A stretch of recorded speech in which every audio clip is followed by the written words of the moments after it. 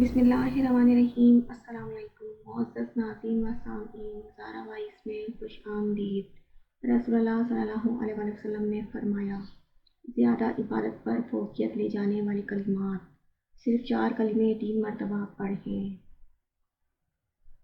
ایک مرتبہ آن حضرت صلی اللہ علیہ وسلم امیر المومنین حضرت جویریہ رضی اللہ عنہا کے پاس سے نماز فجر پڑھ کر تشریف لے گئے۔ پھر چاشت کے وقت تشریف لائے تو ان کو نماز کی جگہ وہیں پایا جہاں ان کو چھوڑ کر گئے تھے۔ وہ برابر اسی جگہ تسبیح میں مشغول رہیں۔ آپ صلی اللہ علیہ وسلم نے دیکھ کے فرمایا، کیا تم اسی وقت سے اسی حال میں بیٹھی ہوئی ذکر کر رہی ہو جس طرح میں چھوڑ کے گیا تھا؟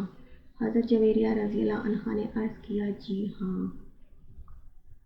رسول اللہ صلی اللہ علیہ وسلم نے فرمایا، میں نے تم سے جدا ہونے کے بعد 4 کلمے 3 مرتبہ کہے ہیں۔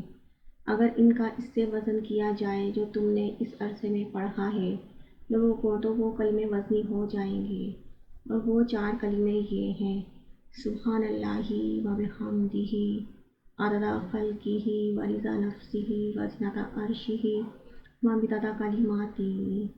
Thanks for watching. Please like, share and subscribe.